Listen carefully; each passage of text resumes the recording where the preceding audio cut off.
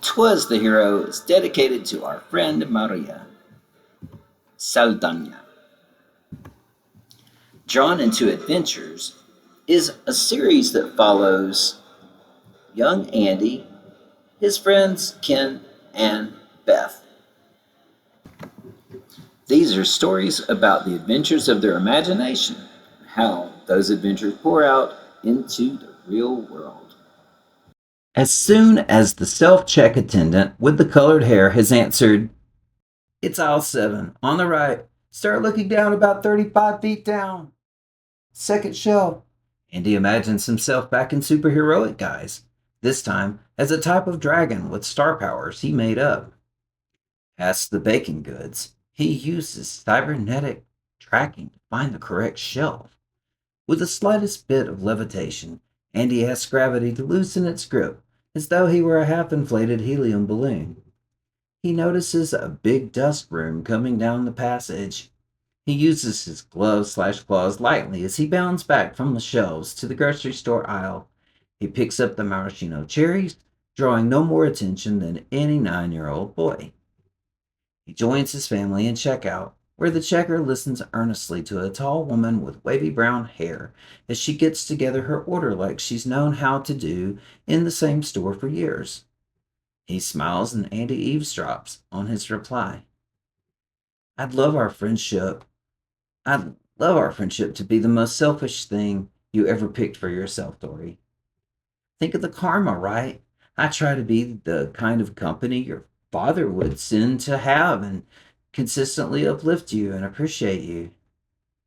The checker, to Andy's eyes, clearly wants to stay around this pretty Dory lady, like they were always meant to be friends. He doesn't mean to need help operating the self check scanner and its companion, the packing area, a round weighted scale for purchases.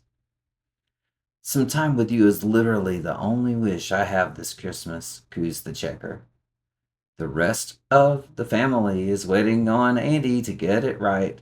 His older and younger sister and dad, who already told them if he wants to get back home to rest. So stay together, be quick, if you're fetching something, but don't run. But seeing you again makes me hopeful. You might be less overwhelmed in a few weeks, and maybe we can start good times together. Andy really wants to see her reaction, but Dad's already said all he needs to say, and a look lays down the law. Andy gets a gift for his friends, very meaningful. He has been looking the past 5 times his family went shopping. One friend gets a hot sandwich. What would be perfect for Ken? He swaps it out to give either the striped elephant or the lelephant to his friend Bethany, who he's visited twice now since bravely going to her front door in October. Dad keeps the plush toys he picks up out of sight. He got a couple of rabbits that smell like sweets, while his son went down the baking aisle. Beside the eggs, he tucks the big-headed elephant with red ears that holds a box of chocolates. On the way to the parking lot, the receipt gets loose. The kids are excited. It blows past a woman with a short, stress-free haircut of white and silver, contrasting with the rich tan of her skin as she bicycles away from the grocery store through the plaza. She's finished lunch, now back to the fuel center that she attends. The kids are excited about the receipt blowing away and then return to excitement about Christmas, Santa Claus, and questions about his abilities abound. Honey wants to ask a question, but decides to sing, Rudolph the Red-Nosed Reindeer. Clarissa talks about what device might allow Santa to pinpoint presents to the homes of the good kids. Are some are there some kids, asks Connie, are there some kids so bad they don't get any presents at all? Well, kids don't always get more presents if they even are more good, says Dad, stopping to check over things before driving home. If none of the kids get presents in a home, it might mean the parents were bad, honey. He is glad to have some of his first paychecks to go through. He didn't think he'd get his debt settled enough to even join the police force. Worried about word that, to avoid military intervention, police forces locally might be asked to spearhead the migrant deportation roundup. He just has to let the thought go. It's good to have a job when you have a family at Christmas, for damn sure. The receipt blows across Mesa Road and over the marsh by the bike path down the hill. It joins the body of Garbage Mouth, a monstrous consciousness who makes itself from trash. It grumbles, "I don't want city workers cleaning me up," to no one. So he can't just lie beside the path for long. Too bad there were no tweakers to frighten to death like the other night. That was a riot. And he still feels like celebrating Fred Washington's presidential victory. He'd really expected to be a living tank in the midst of people's rebellion. Tired of this low litter side of town, Garbage Mouth lets go of his corporeal form so he might catch a flight on the gusts of wind that sweep the valley. He is new in this part of the country, but as ever in his travels, he will adapt.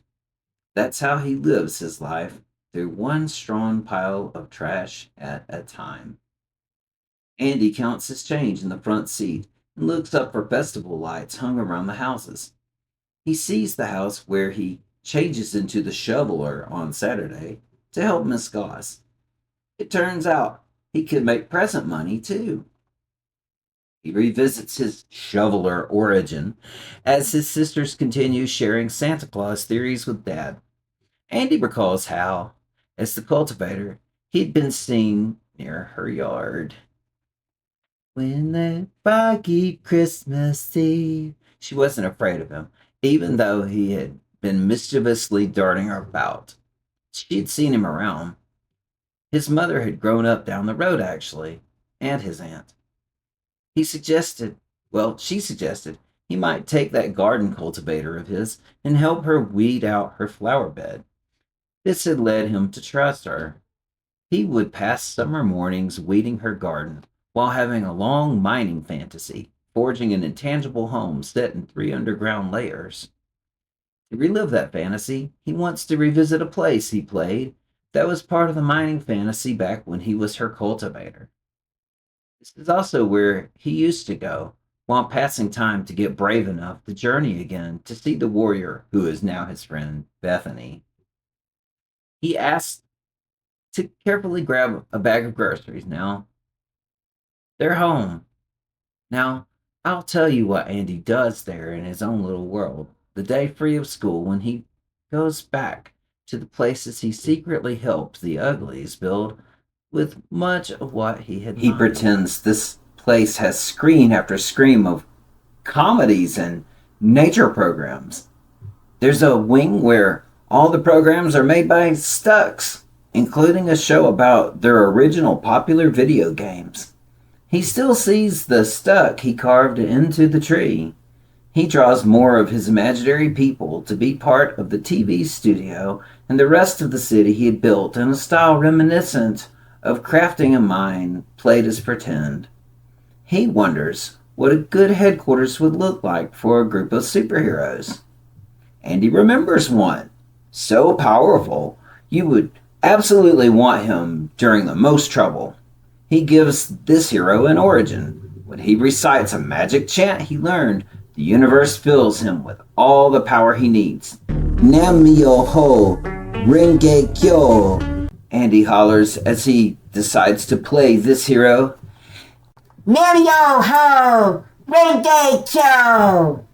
Alerted by the help me alarm there at HQ, he uses his mind over matter powers to save a turned over bus. He imagines this hero who doesn't have a code name, just this power, often fought the same 2 henchmen. They'd think he was some twerp who was finished. Then he'd manifest his mighty form and say, "Actually, it'll be super easy, barely an inconvenience." Now he'd solve the problem in a climactic fashion. He kept his magical phrase, Nam-myoho Renge Kyo, a secret on his adventures, and used this expression that he fell in love with on the back of a t-shirt of a cool middle schooler. When he used his power and said his phrase, "Actually, it'll be super easy," they would yell like they'd seen a monster. One of them is named Rodney, We know because his partner calls after him a lot. Rodney! Rodney! He imagines walking by the bank and seeing something wrong with the cleaning crew inside. He gets himself, with no explanation how, inside. There's a bad guy inside who can appear and disappear at will, called Banish. Banish teleports some henchmen inside, and they put Andy in the vault they had opened with Banish's laser. They slam it shut and say, "He's gonna have a hard time getting out and identifying us." But Andy uses his phrase, "Actually, it'll be super easy." And the vault door blasts open. "Barely an inconvenience," he says, as he grabs the henchmen who go, "Whoa!" and dumps them into the dumpster outside. He stands there, his head filled with his daydream, pondering in the dead tall grasses. What if this power is real? What if you can believe in your ability to solve any problem? Now Andy imagines a picture of himself as someone who makes something better in the world most every day. Andy thinks of how his character could use not only a real name, but maybe a good villain. Like many people in the past weeks, Andy imagines the report of the trash monster that struck on election day. The adults in his life were skeptical, but it tingled Andy's spine. When you don't know what danger might be out there, it'd be great to have the one power to say it'll be super easy, barely an inconvenience, and you succeed. But then he tries flying by leaning over and looking at the sky between his legs. As the blood rushes to his head, Andy stares. He stares up at the sky while wavering. The sun went down behind the hills before he arrived here.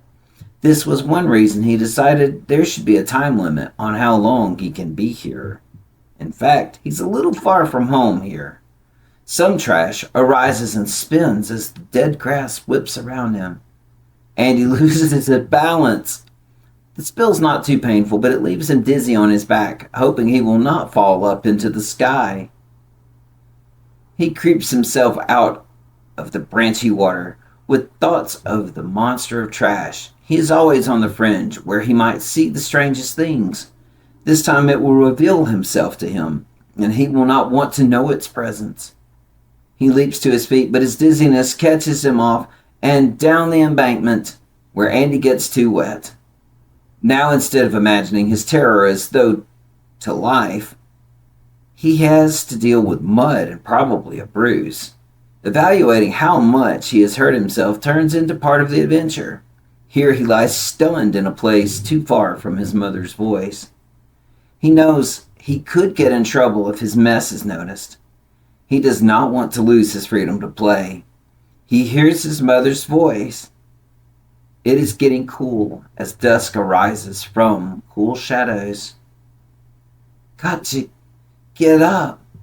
He stops his sliding as he longs to shed his waterlogged shoes. The problem will be if he has hurt himself a little too far from where he's agreed to play. The argument for not letting him leave his own yard will voice itself. The suspense is, will Andy be able to keep his gallivanting a secret? He is afraid if he is caught, his presence will be withheld for his naughtiness. While his fear of being discovered drives him home at dusk, the brief moment of Andy's dread does, in fact, have a basis. Here, the garbage would wash up, then become stranded in such a ditch. And that makes it a good place for the creature to find more of its body. It stares after the fleeing boy. It is sure he did not see him coming. Its mind becomes a vague farrago of playing with cousins and the small migrant communities it sent running for their lives in the night. What it does for America. It does for someone, maybe for that boy who came here, unless he does not belong. The creature has never seriously thought of what good his natural power could do for conservation. It's all about his anger and the mandate to rid America of malignant blood. Communication, as usual, eludes him. At home, Andy peeps into the living room. Man, Dad's on his recliner. He's got to discard the mucked up shoes, retrieve them later, clean up, right outside the door. He wants to get in the laundry room, toss at least some of his clothes up to be helpfully washed later. They'd seen him run a load now a few times, but some of this, no, it would have to be washed out in the bathroom. But Clarissa will be home any minute and almost certainly want to use the shower. He's got to at least try. He goes quietly across the living room. Dad's napping. Is being quiet more suspicious? He challenges himself and makes it to the bathroom he shares with his two sisters. He is working on a tub cleanup of his costume when his little sister, Honey, wants in. He tells her to wait, but she's here to wash her hands because Mom said so. He wants to let his irritation with her fly for a minute, but come to think of it, it's not Honey's fault. He has to check the bathtub for clods of mud. He pulls the shower curtain shut over his assorted clothes. You can wash your hands now. He was going to tell her he was hiding a gift he bought her, so don't look. Then he feels bad because he hasn't really bought Honey anything. Then he hops in the shower. It's almost supper time, says Honey, soaping up. Did you have an embarrassment?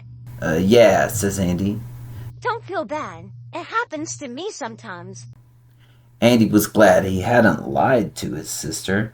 Maybe it wouldn't be too late to give her something too, but he had to take care of these muddy superhero-coated clothes.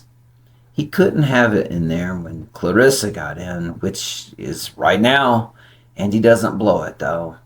He even gets credit for running a load of laundry. He just throws a few other things from the family in now that he had most of the mud gone. Well, when he does run the load of laundry, Mom thanks him for pitching in. Whatever embarrassment he might have been trying to avoid, it never comes up. After all, maybe there was something specific he wanted to wear but didn't want to bother Mom about washing it. And he doesn't wander off to the same place again. He stays out of trouble the next few days. Christmas brings him a few toys. It's actually fun taking the time to watch each person unwrap what they got. He gets a text from Bethany. She's taking a picture with her newly unwrapped, tan-striped and lengthy elephant, and he's called Weaver.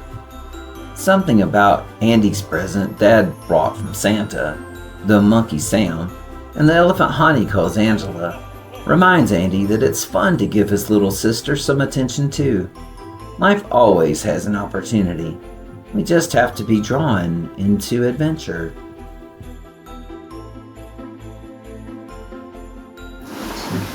Andy's previous adventures can be found in Drawn into Adventure, the first volume, which will soon be an audiobook too. And you can find more of the story of Garbage Mouth from the stories of Peach's Cane. So Mystic Peach's Cane can be found over on Smashwords under author Cecil Disharoon.